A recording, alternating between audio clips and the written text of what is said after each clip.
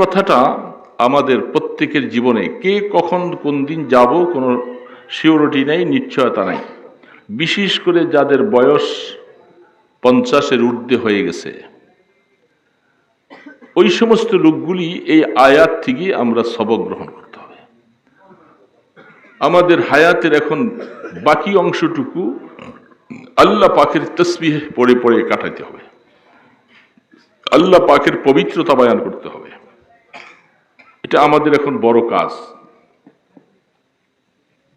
অনেক বড় বড় বুজুর্গদের জীবনী তালাশ করলে দেখা যায়, জীবনের শেষ মুহূর্তে আইসা যারা কত হাদিস পড়াইছেন, কত মোতালা করেছেন, কত গবেষণা করেছেন, কিন্তু জীবনের শেষ অবস্থায় আইসা ওনারা এখনকাল কোরআন তেলাওয়াত করেন আর তসবিহ পাঠ করেন, অন্য কোনো দিকে আর সগল নেই। এখন আর অত নেকাত বাইনা সতর হাসিয়া এত কিতাব এতগুলি পড়ার মতো এখন সেই দেমাগও নাই, মাথাও নাই। এখন যেহেতু পরপারে যাওয়ার সময়, তিনি এই সময়টাকে দুইটা রাস্তায় বেছে নিয়েছেন, তসবিহ পাঠ করেন বেশি বেশি আর কোরআন তেলাওয়াত করেন। আমাদের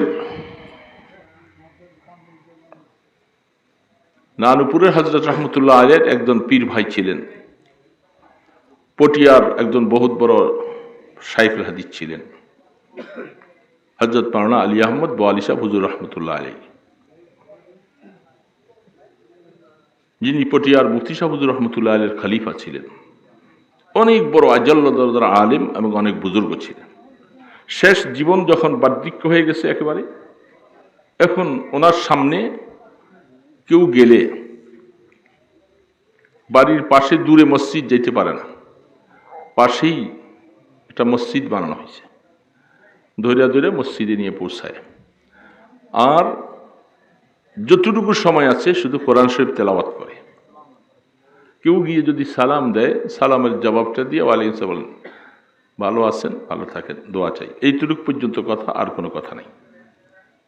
তো জিজ্ঞাসা করেন যে আমার সময় এখন শেষ, যদি একটা মিনিট সময় আমি বেশি পাই, এই 1 মিনিটের মধ্যে যদি আমি কিছু তাসবিহ পাঠ করতে পারি, এটা আমার আখিরাতে অনেক কাজে আসবে। কিন্তু আপনাদের সাথে বসে গল্প করলে আমার এখন সময় চলে যাবে। এগুলি ওনাদের এই সমস্ত আমল থেকে আমাদের সবক নিতে হবে, যেটাকে আল্লাহ সুবহানাহু ওয়া তাআলা তার বন্ধুকে বলছেন। এই সূরা নসর নাজিল হওয়ার পরে রাসূল 80 থেকে অল্প কিছুদিন বাকি হায়াত পেয়েছিলেন, শেষ হায়াত শেষ। তখন আল্লাহ পাক বলছেন ফাসাব্বিহ বিহামদি রাব্বিকা ওয়াস্তাগফির।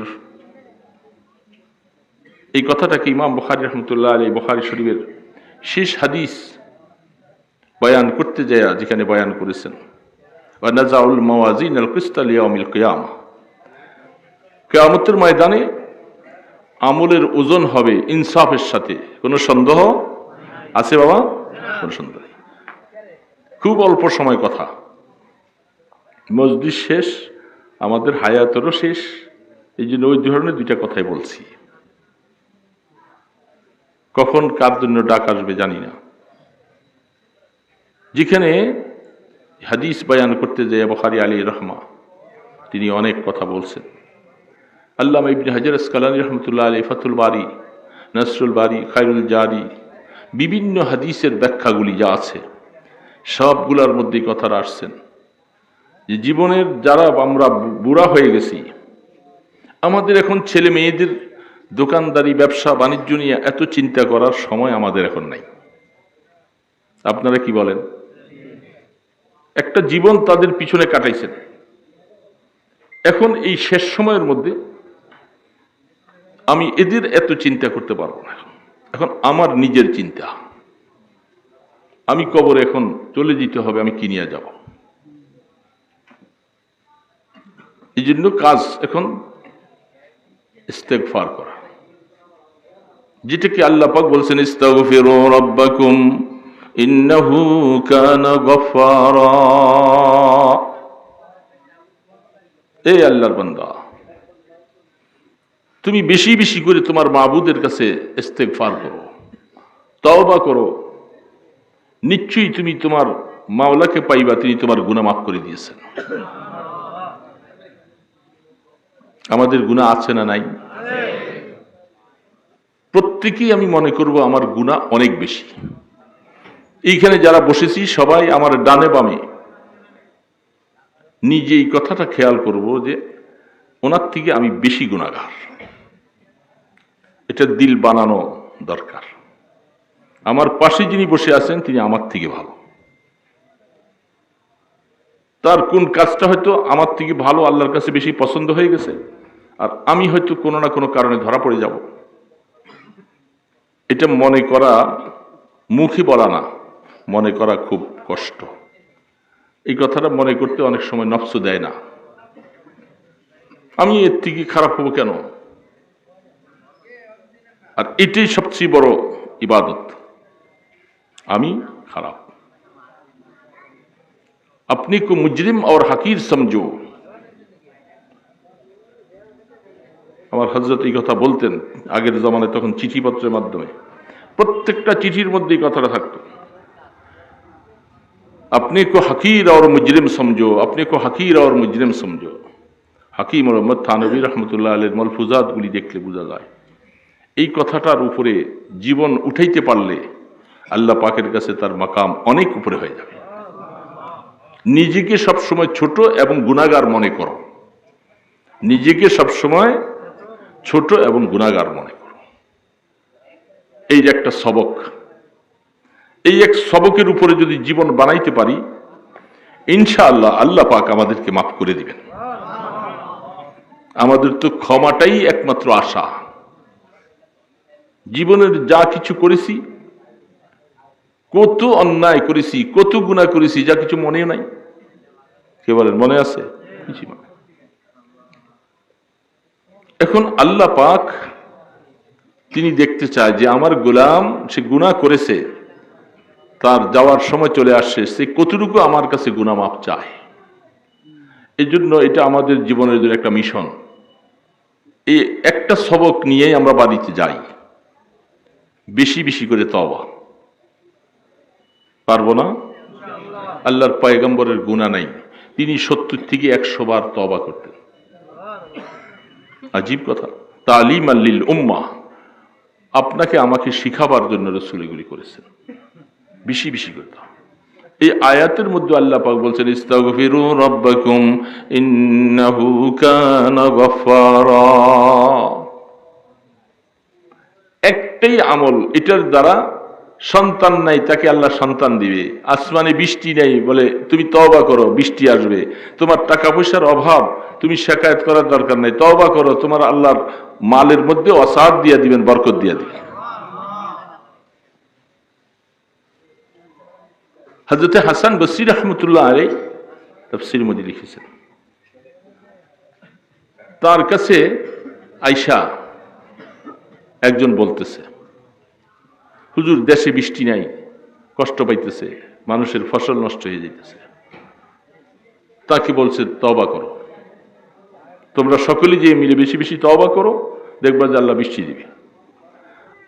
কিছুক্ষণ পরে আরেকজন আয়েশা বলতেছে, হুজুর আমার সন্তান নাই, বিবাহ শাদী করছি অনেকদিন, সন্তানের জন্য দোয়া, বলে তওবা করো। আবার কিছুক্ষণ পরে আরেকজন এসে বলতেছে, হুজুর মালপত্র নাই, টাকা পয়সা নাই, খাওয়া দাওয়ায় বহুত কষ্ট পাইতেছি, বলে বেশি করে তওবা করো। হযরতের পাশে হযরতের শাগরিদ বসা, হযরত 3 রকমের রোগী আসলো, ওষুধ দিলেন একটা, বলে এটা আমি দেই নাই, আসমানের মালিক তিনি 3 রকমের ওষুধ একটা তিনি দিয়েছেন, আমি শুধু এটা বলে দিছি, এটা তো আমার কাজ না। তুমি কোরআন শরীফ খুলে দেখো,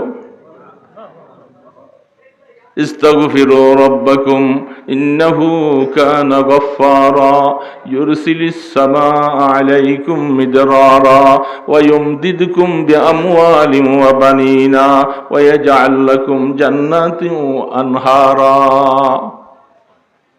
কোরআন শরীফে আল্লাহ পাক বলছে তোমার সন্তান নাই, তুমি ইস্তেগফার করো, বেশি করে তওবা করো। গুনার কারণে এই নিয়ামত আল্লাহ তোমার থেকে মাহরুম করে রাখছে, এই জন্য তওবা করলে গুনাহ মাফ হয়ে যাবে, নিয়ামত দিবে। গুনাহ করছো এই জন্য আসমানওয়ালা বৃষ্টি দেওয়া বন্ধ করে রাখছে। তওবা করো, গুনাহ দূর করে দাও, বৃষ্টি নাযিল করবে। তোমার মাল আসবাব নাই, ঘরে অভাব অনটনে আসো, গুনার কারণে আল্লাহ নিয়ামত বন্ধ করে রাখছে, তুমি তওবা করো, আল্লাহ পাক এগুলি তোমার জন্য মালের রাস্তা খুলে দিবে। তো আল্লাহ পাকের কোরআন বলছে, আমরা কি এই আমলটা করতে পারবো না? আমাদের তো এই তিনটাও দরকার, বৃষ্টিরও দরকার, নেককার সন্তানেরও দরকার, কিছু রিজিকের মধ্যে বরকত হয় এটাও দরকার। কি বলেন, দরকার না? আর আল্লাহ পাক ঔষধ একটা দিচ্ছেন, কারণ ঔষধটা এমন এক ঔষধ, মিক্সার ওষুধ। ওই বুড়ারা জিজ্ঞাসা করেন, আগের দিনে এত ডিসপেন্সারি ছিল না, ওষুধ ছিল না, কিচ্ছু ছিল না। জ্বর হয়েছে, সর্দি হয়েছে, কাশি হয়েছে, মাথা ব্যথা, ওই বাজারে গেছে, একজন কবিরাজ ছিল, ওই কয়েকটা ট্যাবলেট একখানে চিচ্চা একটা বোতলের মধ্যে পুরাইয়া এটার এমনি একসাথে মিক্সার বানাইয়া কাগজ দিয়া দাগ কেটে দিছে, এক একটা দাগ খাও, সব ওষুধ একখানে ঢুকাই দিছে, মিক্সার, রোগ ভালো হয়ে গেছে ইনশাআল্লাহ। বাবা ওইরকম ছিল না আগে? এত পারদর্শী ওলা, এত এফার্সিয়াস, এগুলি কিছু ছিল না তখন। এই জন্য আল্লাহ পাক বলে, বান্দা গুনাহ করেছ, আমার মতো মাওলাকে নারাজ করে ফেলছ, আমাকে রাজি করার জন্য তওবা করা মানে তুমি আমার কাছে এসে নত স্বীকার করো। দুনিয়ার মানুষের কাছে অপরাধ করলে, নেতা হোক, মা বাবা হোক, যেই কোনো হোক না কেন, অন্যায় করলে তা সে মাপ চাইতে চায়, সে আমার কাছে আসুক, ছোট হইয়া যাক, আমি তাকে মাফ করে দিব, ঠিক না? যিনি রাজাধিরাজ, আসমান জমিনের মালিক যিনি, তিনি তার কাছে আমাকে একটু ছোট হইয়া যাইতে তিনি কি চায় না? অপরাধ করেছি, এই জন্য তার কাছে নত হতে হবে। নত হওয়াটাই হলো গুনাহ মাফ হওয়ার কারণ। ভুল করেছি, জীবনে বহু ভুল করেছি, এই জন্য আল্লাহ পাক রাস্তা শিখিয়ে দিছে, গোলাম এই সমস্ত নিয়ামত যদি পাইতে চাও তুমি তওবা করো বেশি বেশি। ছাত্রদের কি বলা হচ্ছে? ছাত্র, লেখাপড়া পারো না, তওবা করো। কারণ লেখাপড়া পারো না যে, এলিম হলো নূর, আর নূরটা আল্লাহ পাক আসি গুনাহগারকে দেয় না। নিশ্চয়ই তোমার মধ্যে কিছু গুনাহ আছে, মিথ্যা কথা বলো অথবা কোনো না কোনো গুনাহ আছে, এই গুনাহ দূর করো, দেখবে তুমি এলেমের নূরে বরকত হবে, তোমার জেহান খুলে যাবে। নূরুল্লাহি লা ইউতা লিআসি, আল ইলমু নূরুম মিন ইলাহি ওয়া নূরুল্লাহি লা ইউতা লিআসি। এটা আল্লাহর নূর, ওহির এলেম, আল্লাহ পাক এটা গুনাহগারকে দিবে না। এই জন্য ছাত্ররা যারা, তোমরাও ইস্তেগফার করো, বেশি বেশি করে তওবা করে আল্লাহর কাছে গুনাহ মাফ করো, দেখবা তোমার জেহান খুলে যাবে, শিকায়ত করা লাগবে না। এই জন্য আমরা এই ছোট আমলটা রাসূল করিম সাল্লাল্লাহু আলাইহি সাল্লামকে আল্লাহ পাক সূরা নসর নাজিল করে ইস্তেগফার করতে বলছে বেশি বেশি। ইযা জাআ নাসরুল্লাহি ওয়াল ফাতহ ورأيت الناس يدخلون في دين الله أفواجا فسبح بحمد ربك واستغفر إنه كان توابا। বন্ধু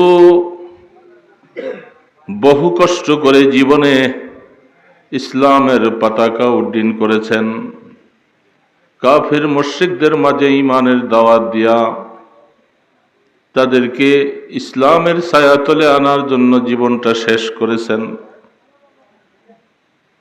যাওয়ার সময় আপনার কাছে এসে গেছে,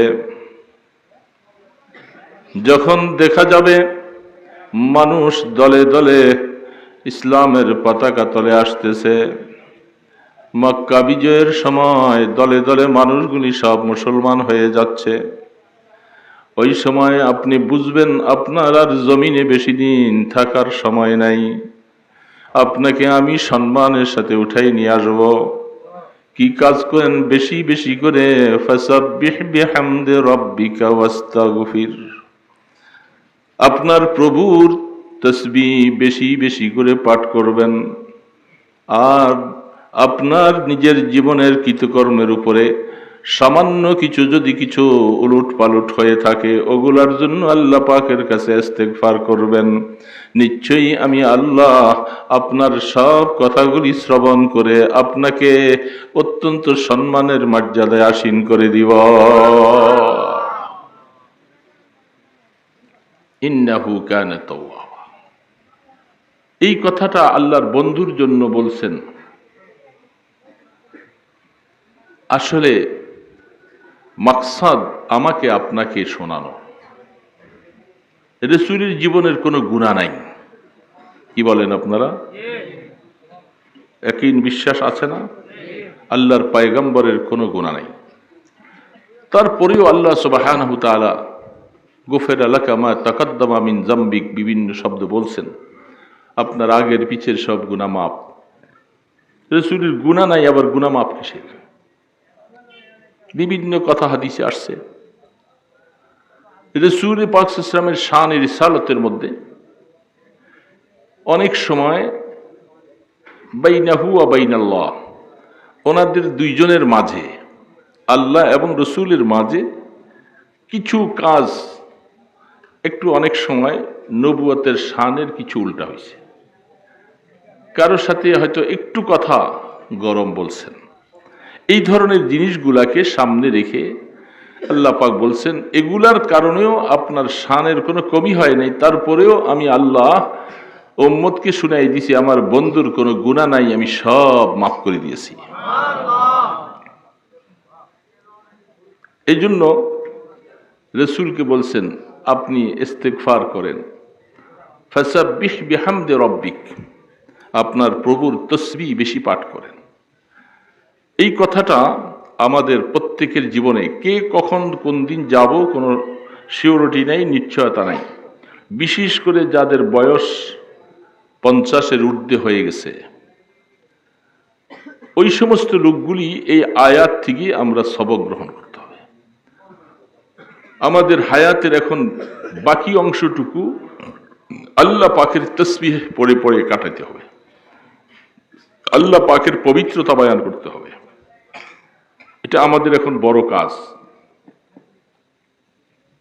অনেক বড় বড় বুজুর্গদের জীবনী তালাশ করলে দেখা যায় জীবনের শেষ মুহূর্তে আইসা যারা কত হাদিস পড়াইছেন, কত মোতালা করেছেন, কত গবেষণা করেছেন, কিন্তু জীবনের শেষ অবস্থায় আইসা ওনারা এখন কোরআন তেলাওয়াত করেন আর তসবিহ পাঠ করেন, অন্য কোনো দিকে আর সগল নেই। এখন আর অত নেকাত বাইনা সতর হাসিয়া এত কিতাব এতুলি পড়ার মতো এখন সেই দেমাগও নাই, মাথাও নাই। এখন যেহেতু পরপারে যাওয়ার সময়, তিনি এই সময়টাকে দুইটা রাস্তায় বেছে নিয়েছেন, তসবিহ পাঠ করেন বেশি বেশি আর কোরআন তেলাওয়াত করেন। আমাদের নানুপুরের হযরত রহমতুল্লাহ আলাইহির একজন পীর ভাই ছিলেন, পটিয়ার একজন বহুত বড় শাইখুল হাদিস ছিলেন, হযরত মাওলানা আলী আহমদ বোয়ালি সাহেব হুজুর রহমতুল্লাহ আলাইহি, যিনি পটিয়ার মুফতি সাহেব হুজুর রহমতুল্লাহ আলাইহির খলিফা ছিলেন। অনেক বড় আজাল্লা দরজার আলেম এবং অনেক বুজুর্গ ছিলেন। শেষ জীবন যখন বার্ধক্য হয়ে গেছে একেবারে, এখন ওনার সামনে কেউ গেলে বাড়ির পাশে দূরে মসজিদ যেতে পারে না, পাশেই একটা মসজিদ বানানো হয়েছে, ধরে ধরে মসজিদে নিয়ে পৌঁছায়। আর যতটুকু সময় আছে শুধু কোরআন শরীফ তেলাওয়াত করে। কেউ গিয়ে যদি সালাম দেয়, সালামের জবাবটা দিয়ে ওয়ালাইকুম আসসালাম বলেন, ভালো আছেন, ভালো থাকেন, দোয়া চাই, এইটুকু পর্যন্ত কথা, আর কোনো কথা নাই। তো জিজ্ঞাসা করেন যে আমার সময় এখন শেষ, যদি একটা মিনিট সময় আমি বেশি পাই, এই 1 মিনিটের মধ্যে যদি আমি কিছু তাসবিহ পাঠ করতে পারি, এটা আমার আখিরাতে অনেক কাজে আসবে। কিন্তু আপনাদের সাথে বসে গল্প করলে আমার এখন সময় চলে যাবে। এগুলি ওনাদের এই সমস্ত আমল থেকে আমাদের সবক নিতে হবে, যেটাকে আল্লাহ সুবহানাহু ওয়া তাআলা তার বন্ধুকে বলছেন। এই সূরা নসর নাজিল হওয়ার পরে রাসূল 80 থেকে অল্প কিছুদিন বাকি হায়াত পেয়েছিলেন, শেষ হায়াত শেষ।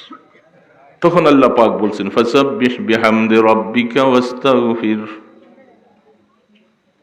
এই কথাটাকে ইমাম বুখারী রাহমাতুল্লাহ আলাইহি বুখারী শরীফের শেষ হাদিস বয়ান করতে যায় যেখানে বয়ান করেছেন ওয়া নাযাউল মাওয়াজিনাল কিসতা লিয়াউমিল কিয়ামা, কিয়ামতের ময়দানে আমলের ওজন হবে ইনসাফের সাথে। কোনো সন্দেহ আছে বাবা? কোনো সন্দেহ নেই। খুব অল্প সময় কথা, মজলিস শেষ, আমাদের হায়াতেরও শেষ, এই জন্য ওই ধরনের দুইটা কথাই বলছি। কখন কার জন্য ডাক আসবে জানি না। যেখানে হাদিস বয়ান করতে যায় বুখারী আলাইহির রহমা, তিনি অনেক কথা বলছেন। আল্লামা ইবনে হাজার আসকালানী রহমতুল্লাহ আলাইহি ফাতুল বারী, নাসরুল বারী, খায়রুল জারি, বিভিন্ন হাদিসের ব্যাখ্যাগুলি যা আছে সবগুলোর মধ্যেই কথাটা আসছেন যে জীবনের যারা আমরা বুড়া হয়ে গেছি, আমাদের এখন ছেলে মেয়েদের দোকানদারি ব্যবসা বাণিজ্য নিয়ে এত চিন্তা করার সময় আমাদের এখন নাই। আপনারা কি বলেন? একটা জীবন তাদের পিছনে কাটাইছেন, এখন এই শেষ সময়ের মধ্যে আমি এদের এত চিন্তা করতে পারবো না। এখন আমার নিজের চিন্তা, আমি কবরে এখন চলে যেতে হবে, আমি কি নিয়ে যাব? এই জন্য কাজ এখন ইস্তেগফার করা, যেটাকে আল্লাহ পাক বলছেন ইস্তাগফিরু রাব্বাকুম ইন্নাহু কানা গফফারা। এই আল্লাহর বান্দা, তুমি বেশি বেশি করে তোমার মাবুদের কাছে ইস্তেগফার করো, তওবা করো, নিশ্চয়ই তুমি তোমার মাওলাকে পাইবা, তিনি তোমার গুনাহ মাফ করে দিয়েছেন। আমাদের গুনাহ আছে না নাই? প্রত্যেকেই আমি মনে করব আমার গুনাহ অনেক বেশি। এইখানে যারা বসেছি সবাই আমার ডানে বামে নিজে এই কথাটা খেয়াল করব যে ওনার থেকে আমি বেশি গুনাহগার। এটা দিল বানানো দরকার। আমার পাশে যিনি বসে আছেন তিনি আমার থেকে ভালো, তার কোন কাজটা হয়তো আমার থেকে ভালো আল্লাহর কাছে বেশি পছন্দ হয়ে গেছে, আর আমি হয়তো কোনো না কোনো কারণে ধরা পড়ে যাব। এটা মনে করা, মুখে বলা না, মনে করা খুব কষ্ট। এই কথাটা মনে করতে অনেক সময় নফস দেয় না। আমি এর থেকে খারাপ হবো কেন? আর এটাই সবচেয়ে বড় ইবাদত, আমি খারাপ। अपने को मुजरिम और हकीर समझो। আমার হযরত এই কথা বলতেন আগের জমানায়, তখন চিঠিপত্রের মাধ্যমে প্রত্যেকটা চিঠির মধ্যে এই কথাটা থাকতো, अपने को हकीर और मुजरिम समझो, अपने को हकीर और मुजरिम समझो। হাকিম মুহাম্মদ থানভী রাহমাতুল্লাহ আলাইহির মালফুজাতগুলি দেখলে বোঝা যায় এই কথাটার উপরে জীবন উঠাইতে পারলে আল্লাহ পাকের কাছে তার মাকাম অনেক উপরে হয়ে যাবে। নিজেকে সবসময় ছোট এবং গুনাহগার মনে করো, নিজেকে সবসময় ছোট এবং গুনাহগার মনে করো। এই যে একটা সবক, এই এক সবকের উপরে যদি জীবন বানাইতে পারি, ইনশাআল্লাহ আল্লাহ পাক আমাদেরকে মাফ করে দিবেন। আমাদের তো ক্ষমাটাই একমাত্র আশা। জীবনের যা কিছু করেছি, কত অন্যায় করেছি, কত গুনাহ করেছি, যা কিছু মনেও নাই। কে বলেন মনে আছে? কিছু মনে। এখন আল্লাহ পাক তিনি দেখতে চায় যে আমার গোলাম সে গুনাহ করেছে, তার যাওয়ার সময় চলে আসছে, সে কতটুকু আমার কাছে গুনাহ মাফ চায়। এই জন্য এটা আমাদের জীবনের জন্য একটা মিশন। এই একটা সবক নিয়েই আমরা বাড়িতে যাই, বেশি বেশি করে তওবা। পারবো না? আল্লাহর পয়গম্বরের গুনাহ নাই, তিনি 70 থেকে 100 বার তওবা করতেন। আজীব কথা, তালিমান লিল উম্মাহ, আপনাকে আমাকে শিখাবার জন্য রাসূল এগুলি করেছেন। বেশি বেশি করতে। এই আয়াতের মধ্যে আল্লাহ পাক বলছেন ইস্তাগফিরু রাব্বাকুম ইন্নাহু কানা গফফারা। একটাই আমল, এটার দ্বারা সন্তান নাই, তাকে আল্লাহ সন্তান দিবে। আসমানে বৃষ্টি নেই, বলে তুমি তওবা করো, বৃষ্টি আসবে। তোমার টাকা পয়সার অভাব, তুমি শিকায়ত করার দরকার নাই, তওবা করো, তোমার আল্লাহর মালের মধ্যে অসাদ দিয়া দিবেন, বরকত দিয়া দিবেন। হযরত হাসান বসরি রাহমাতুল্লাহ আলাইহি তাফসীরের মধ্যে লিখেছেন, তার কাছে আয়েশা একজন বলতেছে, হুজুর দেশে বৃষ্টি নাই, কষ্ট পাইতেছে, মানুষের ফসল নষ্ট হয়ে যাইতেছে। তাকে বলছে তওবা করো, তোমরা সকলে যে মিলে বেশি বেশি তওবা করো, দেখবা যে আল্লাহ বৃষ্টি দিবে। কিছুক্ষণ পরে আরেকজন আয়েশা বলতেছে, হুজুর আমার সন্তান নাই, বিবাহ শাদী করছি অনেকদিন, সন্তানের জন্য দোয়া, বলে তওবা করো। আবার কিছুক্ষণ পরে আরেকজন আয়েশা বলতেছে, হুজুর মালপত্র নাই, টাকা পয়সা নাই, খাওয়া দাওয়ায় বহুত কষ্ট পাইতেছি, বলে বেশি করে তওবা করো।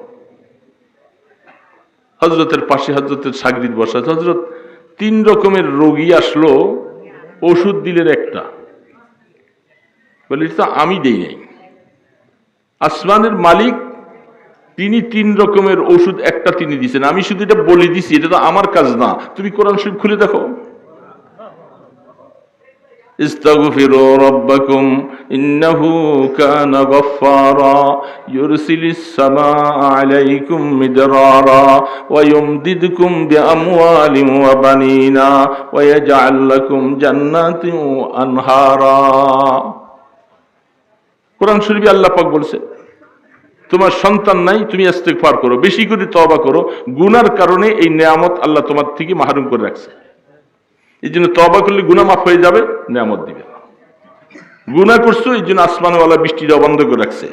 তওবা করো, গুনাহ দূর করে দাও, বৃষ্টি নাযিল করবে।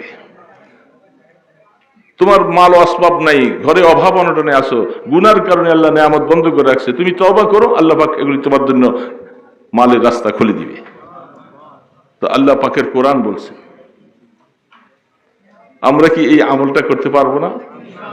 আমাদের তো এই তিনটাও দরকার, বৃষ্টিরও দরকার, নেককার সন্তানেরও দরকার, কিছু রিজিকের মধ্যে বরকত হয় এটাও দরকার। কি বলেন, দরকার না? আর আল্লাহ পাক ঔষধ একটা দিচ্ছেন, কারণ ঔষধটা এমন এক ঔষধ, মিক্সার ওষুধ। ওই বুড়ারা জিজ্ঞাসা করেন, আগের দিনে এত ডিসপেন্সারি ছিল না, ওষুধ ছিল না, কিচ্ছু ছিল না।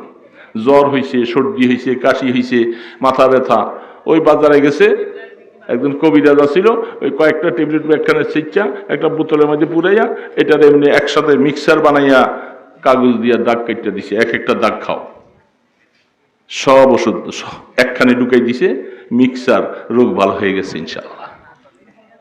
বাবা ওইরকম ছিল না আগে, এত পারদর্শী ওলা, এত এফার্সিয়াস, এগুলি কিছু ছিল না তখন। এই জন্য আল্লাহ পাক বলে, বান্দা গুনাহ করেছ, আমার মতো মাওলাকে নারাজ করে ফেলছ, আমাকে রাজি করার জন্য তওবা করা মানে তুমি আমার কাছে ঈশান নত স্বীকার করো। দুনিয়ার মানুষের কাছে অপরাধ করলে, নেতা হোক, মা বাবা হোক, যেই কোনো হোক না কেন, অন্যায় করলে তা সে মাপ চাইতে চায়, সে আমার কাছে আসুক, ছোট হইয়া যাক, আমি তাকে মাফ করে দিব, ঠিক না? যিনি রাজাধিরাজ, আসমান জমিনের মালিক যিনি, তিনি তার কাছে আমাকে একটু ছোট হইয়া যাইতে তিনি কি চায় না? অপরাধ করেছি, এই জন্য তার কাছে নত হতে হবে। নত হওয়াটাই হলো গুনাহ মাফ হওয়ার কারণ। ভুল করেছি, জীবনে বহু ভুল করেছি, এই জন্য আল্লাহ পাক রাস্তা শিখাই দিছে, গোলাম এই সমস্ত নেয়ামত যদি পাইতে চাও, তুমি তওবা করো বেশি বেশি। ছাত্রদের কি বলা হচ্ছে, ছাত্র লেখাপড়া পারো না, তওবা করো। কারণ লেখাপড়া পারো না যে, এলিম হলো নূর, আর নূরটা আল্লাহ পাক আসি গুনাহগারকে দেয় না। নিশ্চয়ই তোমার মধ্যে কিছু গুনাহ আছে, মিথ্যা কথা বলো, অথবা কোনো না কোনো গুনাহ আছে, এই গুনাহ দূর করো, দেখবে তুমি এলেমের নূরে বরকত হবে, জেহেন খুলে যাবে। নূরুল্লাহি লা ইউতা লিআসি, আল ইলমু নূরুম মিন ইলাহি ওয়া নূরুল্লাহি লা ইউতা লিআসি। এটা আল্লাহর নূর, ওহির ইলম, আল্লাহ পাক এটা গুনাহগারকে দিবে না। এই জন্য ছাত্ররা যারা, তোমরাও ইস্তেগফার করো, বেশি বেশি করে তওবা করে আল্লাহর কাছে গুনাহ মাফ করো, দেখবে তোমার জেহেন খুলে যাবে, শিকায়ত করা লাগবে না। এই জন্য আমরা এই ছোট আমলটা, রাত অনেক, আপনারা গ্রাম দেশে কত আগে শুয়ে থাকেন।